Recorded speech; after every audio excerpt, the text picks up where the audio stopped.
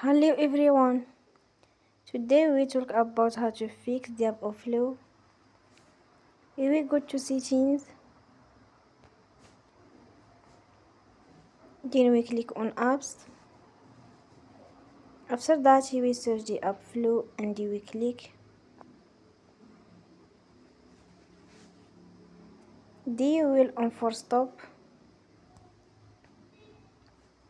After that we go to storage.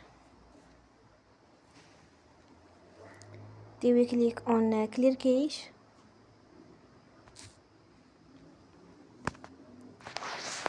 In the end, you will turn off your Wi-Fi and you will turn again.